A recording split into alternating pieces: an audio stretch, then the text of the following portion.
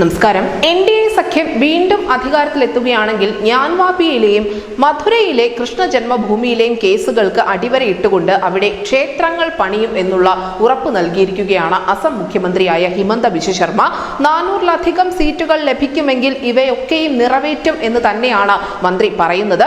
ജാർഖണ്ഡിലെ ബൊക്കോറയിലെ പൊതുയോഗത്തിൽ സംസാരിക്കവെയാണ് ഹിമന്ത ബിശ്വ ശർമ്മ BJPയുടെ നയം വ്യക്തമാക്കിയിരിക്കുന്നത്.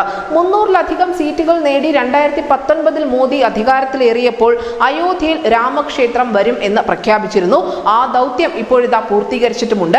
ജമ്മു കാശ്മീരിലെ ആർട്ടിക്കിൾ 370 റദ്ദാക്കിയിരിക്കുന്നു. CAA നടപ്പിലാക്കിയിരിക്കുന്നു. ഇതൊക്കെ BJP നൽകിയ വാഗ്ദാനങ്ങളായിരുന്നു. ഇതൊക്കെ പൂർത്തീകരിക്കാൻ അവർക്ക് സാധിച്ചിട്ടുമുണ്ട് എന്ന് അദ്ദേഹം ഓർമ്മപ്പെടുത്തുന്ന കൂടിയുണ്ട്. ഞങ്ങളുടെ ജോലികൾ ഇനിയും പൂർത്തീകരിച്ചിട്ടില്ല. മധുരയിലെ കൃഷ്ണഭൂമിയിലും ജ്ഞാൻവാപിയിലെയും കേസുകൾ അവസാനിപ്പിച്ച് ഉടൻ തന്നെ അവിടെ ക്ഷേത്രങ്ങൾ ഉയരും.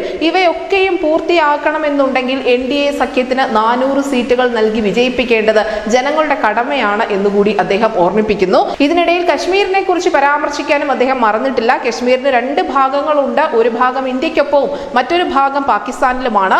പാക് അധിനിവേശ കശ്മീരിനെ ഞങ്ങൾ ഇന്ത്യയോടൊപ്പം ചേർക്കും. മോദി സർക്കാരിന് വൻ ഭൂരിപക്ഷം നൽകി അധിനിവേശ കശ്മീരിനെ നിങ്ങൾ വീണ്ടെടുക്കണം എന്നുകൂടി ഹിമന്ത ബിശ്വ ശർമ്മ പറയുന്നുണ്ട്. അദ്ദേഹത്തിന്റെ ഈ വാക്കുകൾ വലിയ പ്രാധാന്യത്തോടു കൂടി തന്നെയാണ് ദേശീയ മാധ്യമങ്ങളടക്കം റിപ്പോർട്ട് ചെയ്തിരിക്കുന്നത്. News desk news India Malayalam.